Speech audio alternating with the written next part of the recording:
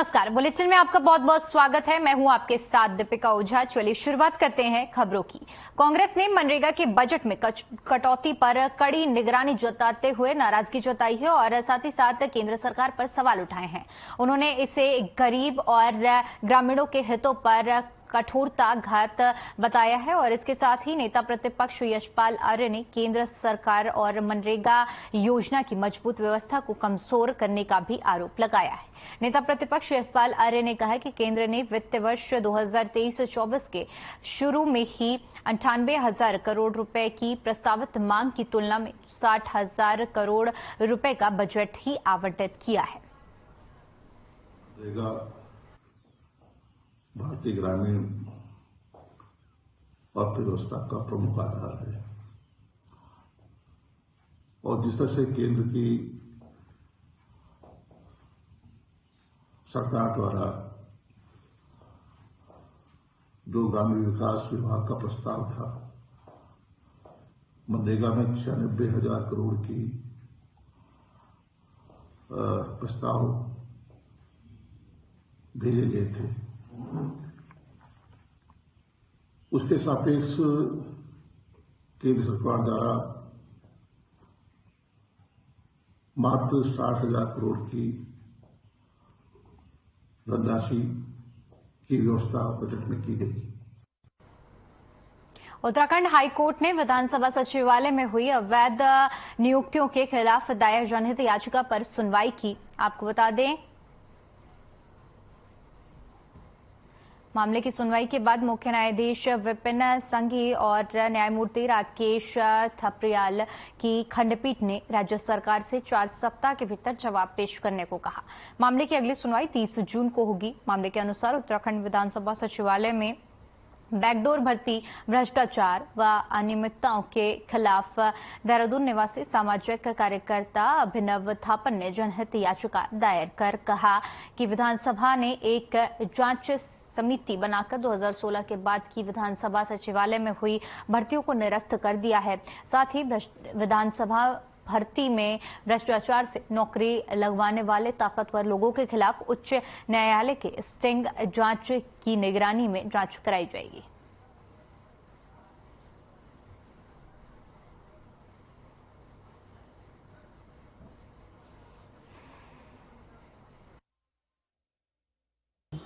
इसमें आज high court ने गंभीर संज्ञान लिया है और प्रदेश सरकार ने 6 महीने से जो अभी तक जवाब नहीं दिया है, उसमें 4 हफ्ते में प्रदेश सरकार को जवाब देने के लिए कहा है और ये गर्मियों की छुट्टियों के बाद एकदम 30 जून को ये इसकी डेट लगा दी है। उम्मीद है जल्दी इसमें हमको न्याय मिल सकेगा। मैं आपको एक बहुत गंभीर बात बताना चाहता हूँ कि 6 महीने बीत गए हैं हाई कोर्ट के ऑर्डर को। विधानसभा ने तो अपना जवाब जैसे तैसे दे दिया है, किंतु अभी तक प्रदेश सरकार ने इस पर कोई जवाब नहीं दिया है। और ये जनहित याचिका बड़े सिंपल विषय में है कि जिन भी लोगों ने भ्रष्टाचार किया है, नेता, मुख्यमंत्री, स्पीकर जो भी हैं, उन लोगों पे गंभीर कार्रवाई हो।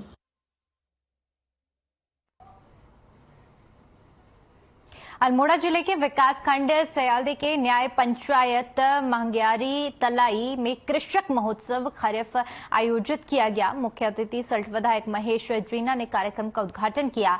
ग्रामीणों ने सल्ट विधायक महेश जीना का फूल माला पहनाकर जोरदार स्वागत किया। हर्षवर्धन ने बताया कि राष्ट्रीय खाद्य विभाग ने बीजों की नई प्रजातियां, जैविक खाद यतिकरण 80% अनुदान दिया जा रहा है। कृषि के औजार निम्न दरों पर दिए जा रहे हैं। किसानों को बारबी कंपोस्ट खाद वितरित किया जा रहा है। कृषकों को निःशुल्क फलदार पेड़ दिए जा रहे हैं। कृषक महोत्सव में विभागों द्वारा अपने अपने विभागों की विभिन्न योजनाओं को लोगों के सम्मुख रखा और उन्हें अपनाने को कहा। कार्यक्रम में सब्सिडी के अंतर्गत किसानों को कृषि औजार भी दिए गए।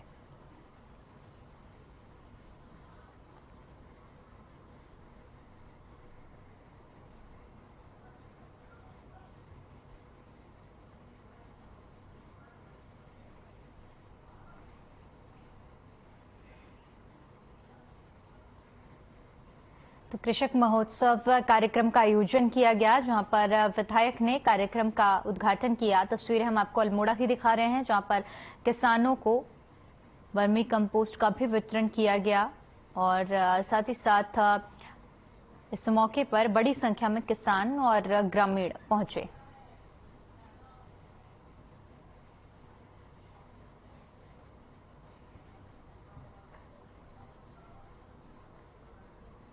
तो तस्वीरें हम आपको दिखा रहे हैं जहां पर कार्यक्रम का आयोजन किया गया।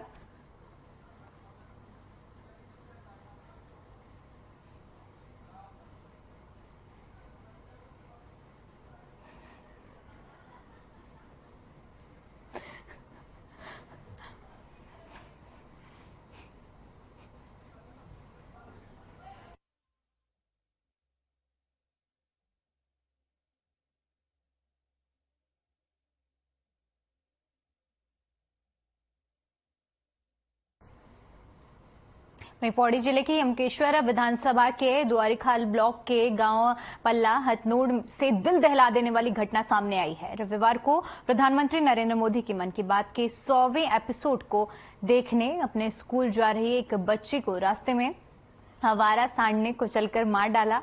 इस घटना से पूरे द्वारीखाल क्षेत्र में शोक की लहर है।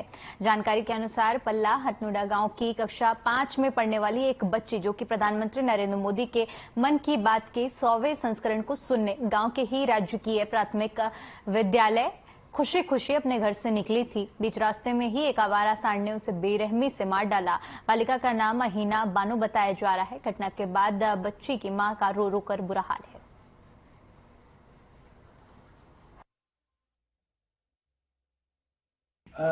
मेरे विकास खंड द्वारीखाल के अंतर्गत प्राथमिक विद्यालय हथनूर लंगूर में कल माननीय प्रधानमंत्री जी का प्रोग्राम मन की बात सुनने बच्ची स्कूल आ रही थी और आवारा पशुओं ने उसको टक्कर मारी और उनके ऊपर आवारा पशु उस बच्ची के ऊपर चढ़ गए और उस बच्ची की मृत्यु हो गई है। तो मेरा माननीय मुख्यमंत्री जी से अनुरोध रहेगा और सरकार से अनुरोध रहेगा कि इनकी इस बच्ची के गरीब परिवार की बच्ची है, इस परिवार को आर्थिक मदद करे और जिस तरह के आवारा पशु घूम रहे हैं आगे इस तरह की आगे कोई घटना ना हो। और मैं जिलाधिकारी जी से अनुरोध करूंगा कि इसकी जल्दी जल्दी सुध ली जाए और इसकी जांच बैठा के उस बच्ची की आर्थिक मदद उस परिवार को दी जाए। गुजार की थे आधे रास्ते में सांड भागा, उसका पीछे उसके छाद में चढ़ गया।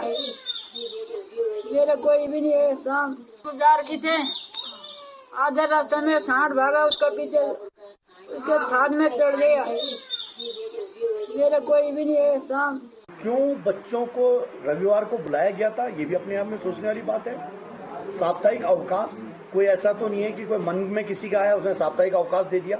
इसके पीछे पूरा विज्ञान है कि 6 दिन काम करने के बाद 7वां दिन छुट्टी मिलनी चाहिए। इसके ये पूरा अधिकार है। इसके लिए सैकड़ों साल संघर्ष किया गया है। अध्यापकों की बात थी, उनके साथ आंगनवाड़ियों की बात है, जो अब बाकी सरकारी कर्मचारियों की बात है। तो ये असंवेदनशील सरकार है। इस बच्ची की दुखांत उसकी डेथ हो गई थी, उसके बावजूद स्कूल चला है। इस पर जांच होनी चाहिए, ये उच्च स्तरीय जांच होनी चाहिए कि आखिर कौन इतने इनसेंसिटिव लोग थे कि एक अपने स्कूल के अपने परिवार की बच्ची की डेथ हो गई है और उसके बावजूद भी आपने स्कूल चलाई है। कांग्रेस पार्टी इसके खिलाफ स्टैंड लेगी और कांग्रेस पार्टी इस पर बहुत जल्दी आंदोलन करेगी। की बात का 100वां संस्करण सारा देश सुनने के लिए उत्सुक था।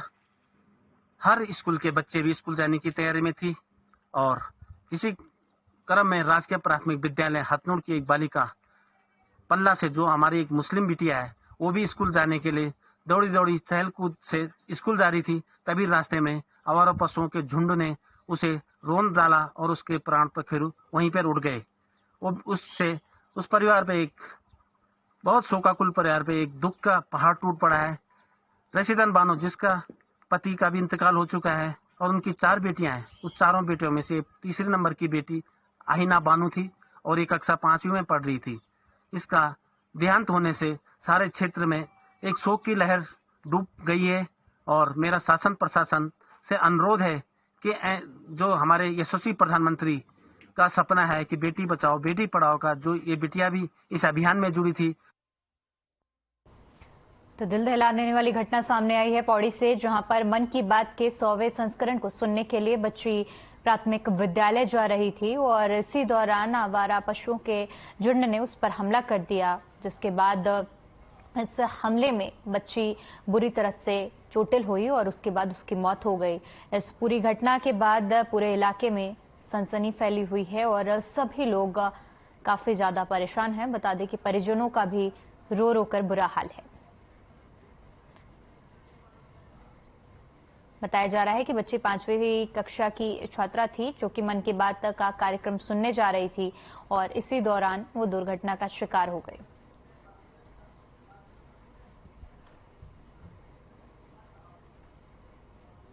उधर कांग्रेस सेवा दल के महानगर अध्यक्ष अफजल खान और महिला महानगर अध्यक्ष मंजू कश्यप ने पदों से निष्कासित की खबर को अपने खिलाफ साजिश की बात बताई है। अफजल खान ने बताया कि सोशल मीडिया पर एक अखबार की कटिंग वायरल हो रही है जिसमें कांग्रेस सेवा दल महानगर पद के अध्यक्ष पद से मुझे और महिला महानगर अध्यक्ष पद से मंजू कश्यप को निष्कासित करने की बात कही गई और अखबार में हमारे ऊपर अनुशासनहीनता और गुटबाजी में सक्रिय न होने का आरोप भी लगाया है जो कि सरासर गलत है। साथ ही उन्होंने ये भी कहा कि हम हमेशा पार्टी के कार्य को लेकर क्षेत्र में एक्टिव रहे हैं। ये हम लोगों के खिलाफ सोची समझी साजिश है जिसे हम कभी कामयाब नहीं होने देंगे। हम पर जो आरोप लगे हैं ये सभी आरोप झूठे और बेबुनियाद हैं।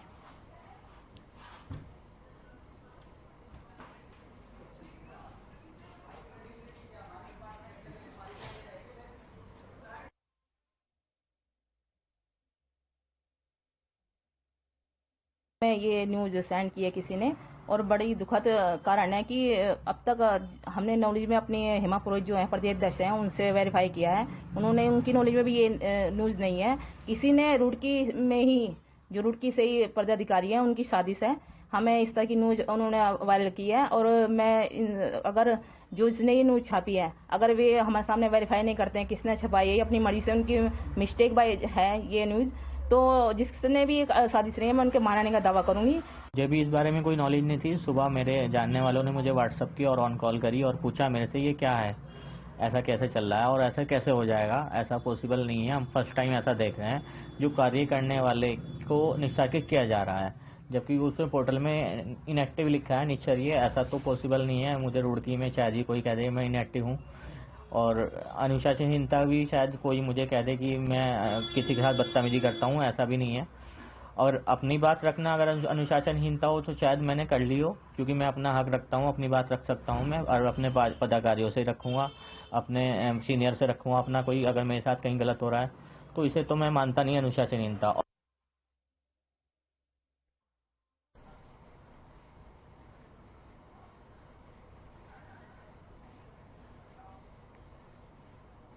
वहीं 3 दोस्तों ने मिलकर जियो जिंदगी की मुहिम के साथ एक कई पहल करते हुए गरीब मजदूर के लिए 5 रुपए में भरपेट खाने का इंतजाम किया है। बता दें कि गदरपुर के संजीव झाम, रमन छाबड़ा, हिमांशु सुखेजा तीनों गहरे दोस्त हैं और तीनों दोस्तों ने मिलकर हर सोमवार को गदरपुर थाने के पास स्टॉल लगाकर गरीब मजदूरों और बेसहारा लोगों को 5 रुपए में भरपेट खाना खिलाने का नेक काम शुरू किया है।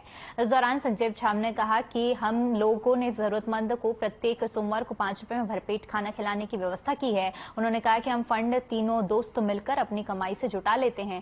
साथ ही ये भी कहा कि बाकी सब ईश्वर के ऊपर छोड़ा है, सब कुछ वही कर रहे हैं, हम सिर्फ कार्य कर रहे हैं।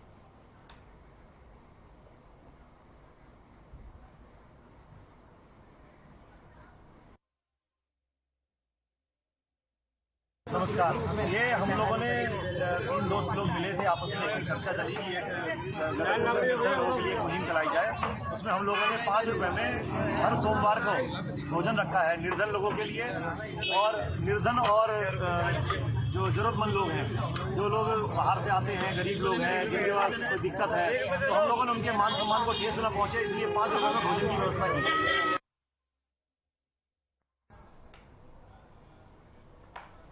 तो 3 दोस्तों ने मिलकर एक पहल शुरू की है जिसके तहत 5 रुपए में गरीब और जरूरतमंद लोगों को खाना वितरित किया जाता है। हर सोमवार को यह व्यवस्था की जाती है जहां पर स्टॉल लगाकर सभी गरीब और जरूरतमंदों को खाना दिया जाता है। बता दें कि ये 3 दोस्त मिलकर ये कार्य कर रहे हैं जिसका नाम जियो जिंदगी एक नई पहल के तहत ये कार्यक्रम किया जा रहा है और हर सोमवार को गरीब और जरूरतमंदों के लिए खाने का वितरण किया जाता है। इस कार्यक्रम का आयोजन करने वाले लोगों का कहना है कि हम तीनों लोग मिलकर फंड इकट्ठा करते हैं और उसके बाद हर सोमवार को इस पहल के तहत गरीब और जरूरतमंदों को खाना वितरित करते हैं, जिसमें बड़ी संख्या में लोग, आप तस्वीरें भी देख सकते हैं कि पहुंच रहे हैं और खाना लेकर अपनी भूख को मिटा रहे हैं।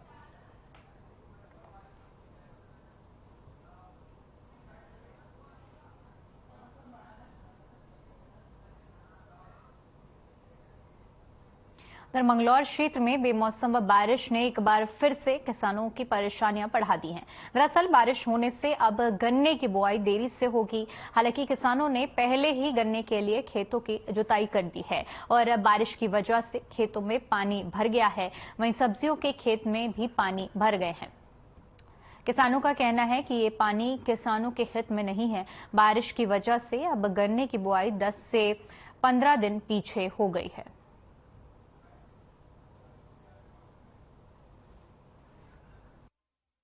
बेतु क्या नुकसान है? बेतु की बारिश से ठंड पैदा कर दी। गेहूं की फसल को बहुत ज्यादा नुकसान है, जो गेहूं रह रहे, और भाई गन्ने की फसल को बहुत नुकसान है। गन्ने की बुआई रुक गई, पछेत होएगी, और भाई गन्ना जो कटने वगैरह रह रहा है उसका बहुत ज्यादा नुकसान हो गया। और भाई नुकसान ही काश्तकार को, तो इसका तो वो सब तो है नहीं कि भाई नुकसान नहीं है। जो भी गलत है, जो अच्छा नहीं है। भाई आजकल खरसां में तो गर्मी चाह रही, सर्दी थोड़ा चाह रही। तो सर्दी तो अच्छी चीज नहीं है। खरसां में तो मान लो साफ मौसम चाह रहा है। बाल तो गन्ने खुदाई का भी उसमें भी कुबाड़ झिल पैदा हो जाएगा, और भाई कुबाड़ हो जाएगा, उसमें भी और काश्तकार को नुकसान होगा। मजदूर लगा होगा वो मिलता नहीं, तो बड़ी बड़ी परेशानी हो काश्तकार को। उत्तराखंड में पहाड़ी इलाकों के साथ ही चारों धामों में मंगलवार को भी मौसम खराब रहेगा। मौसम विभाग के निदेशक विक्रम सिंह ने 3200 मीटर से अधिक ऊंचाई वाले इलाकों में बर्फबारी और भारी बारिश की संभावना जताई है। वहीं मैदानी इलाकों में भी भारी बारिश के आसार हैं। मौसम विभाग के अनुसार 5 मई तक उत्तरकाशी, रुद्रप्रयाग, चमोली, बागेश्वर और पिथौरागढ़ के माध्यम बारिश और बर्फबारी और ओलावृष्टि का ऑरेंज अलर्ट जारी किया गया है। संवेदनशील इलाकों में भूस्खलन, चट्टान गिरने से सड़कें अवरोध होने का भी अनुमान है, जबकि मैदानी इलाकों में भारी बारिश होने की आशंका है।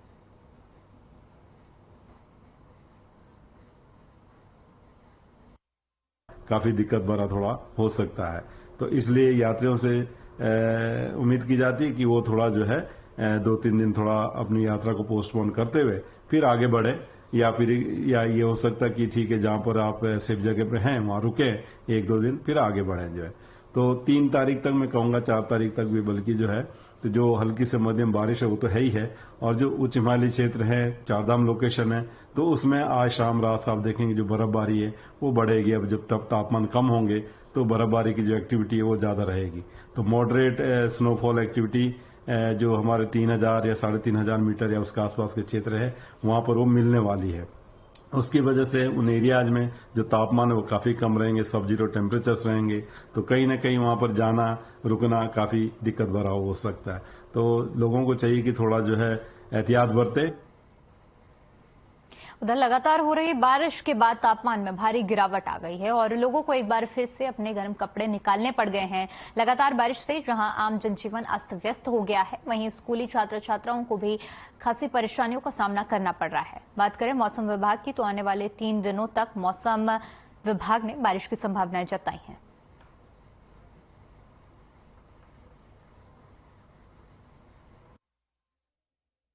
देखिए, जो मौसम इस समय चल रहा है ये अपने आप में एक अलग सा मौसम तो है ही, क्योंकि आज आप देखिए 1 मई हो गई है और हर कोई व्यक्ति यही उम्मीद करता है कि काफ़ी गर्म रहेगा मौसम, पर ये बिल्कुल ऐसा लग रहा है जैसे जनवरी चल रही है और जो रोज़मर्रा के काम करने की आवश्यकता है हमें वो हो नहीं पाते। कई बच्चों को स्कूल जाना है, कहीं कुछ करना है, ये तो बड़ी दिक्कत का है। पर कहीं ना कहीं मुझे लगता है कि पर्यटन जो आ रखे पर्यटक वो कहीं ना कहीं इस मौसम को एंजॉय कर रहे हैं।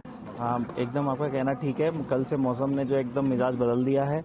मई के अप्रैल के एंड में यहाँ पे जो है काफ़ी बरसात हो रही है और बरसात में दोनों ही पहलू हैं। जहाँ पर्यटक इसका बहुत ज़्यादा आनंद ले रहे हैं, देखा जा रहा है कि उस हिसाब से स्थानीय निवासी जो है काफ़ी परेशानियों का सामना करना पड़ रहा है।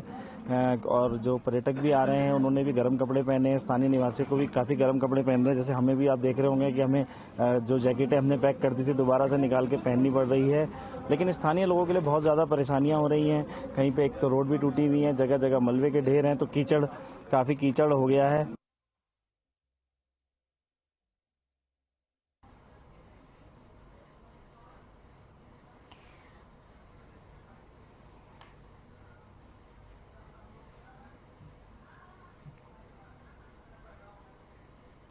मुख्य सचिव डॉक्टर एस.एस. संधू ने सचिवालय में मिशन कर्मयोगी के तहत राजकीय अधिकारी और कर्मचारियों के ऑनलाइन प्रशिक्षण के लिए डॉक्टर आर.एस. टोलिया ने उत्तराखंड प्रशासन अकादमी द्वारा तैयार ट्रेनिंग मॉड्यूल का शुभारंभ किया। इस अवसर पर डॉक्टर आर.एस. टोलिया के साथ उत्तराखंड प्रशासन अकादमी के महानिदेशक श्री बीपी पांडेय भी मौजूद रहे। मुख्य सचिव ने सभी विभागों को शीघ्रता आईजीओटी पोर्टल पर ऑनबोर्ड किए जाने के निर्देश देते हुए कहा कि आईजीओटी पोर्टल पर ऑनबोर्ड होने के लिए सभी विभागों को नोडल अधिकारी को शीघ्र नामित किया जाए।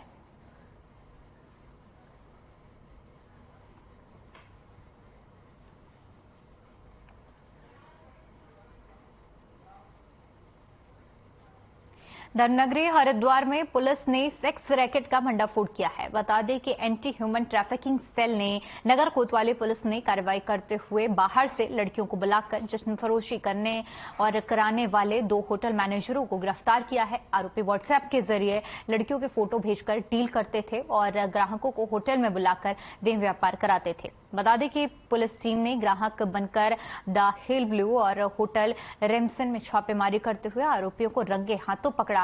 कार्रवाई के दौरान एंटी ह्यूमन ट्रैफिकिंग सेल ने देह व्यापार के लिए पंजाब से लाई गई 2 लड़कियों को भी आजाद कराया है।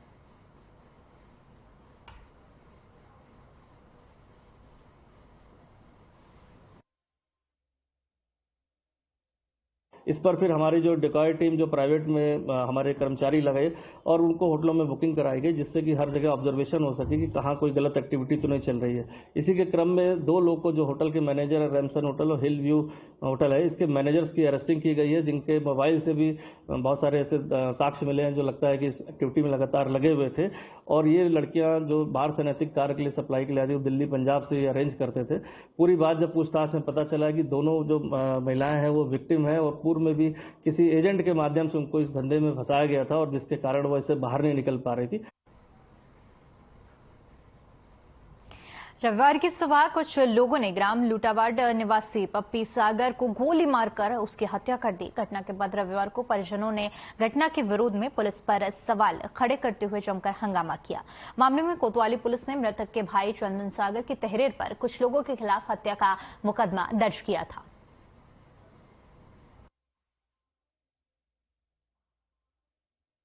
ये पप्पी सागर की कल सुबह 5 बजे गोली मारकर हत्या कर दी गई थी, जिसके सापेक्ष पुलिस के द्वारा 4 लोगों को अरेस्ट किया गया है।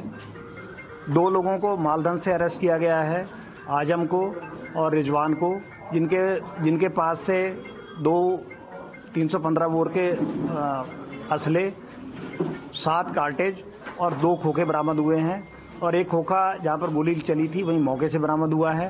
ये घटना हुई है करीब 5 बजे के टाइम पर सुबह कल। उसे हमारे लड़कों को जो है बुला के प्यार से बुलाया था। उन्होंने कहा यार ऐसा मैटर हो गया है वहाँ, इसका नाम भतीजे का नाम पप्पी सागर नाम है उसका। और जब हम थोड़ा सा हमें पता चला है कि एक आदमी वहाँ पर मारा हुआ पड़ा है, हमें किसी ने सूचना दी थी कि हमें ऐसा लग रहा है जैसे तुम्हारा भाई हो, भतीजा हो तुम्हारा पड़ा हुआ। तो जब हम वहाँ पर भाग के गए हैं तो जब हमने देखा तो हमारे भतीजे की जो है लाश वहाँ पर पड़ी थी। उसके करीब 3 गोली लपेट में मारी गई हैं। चलिए फिलहाल के लिए उत्तराखंड की खबरों में इतना ही। बाकी तमाम बड़ी खबरों के लिए बने रहिए हमारे साथ। नमस्कार।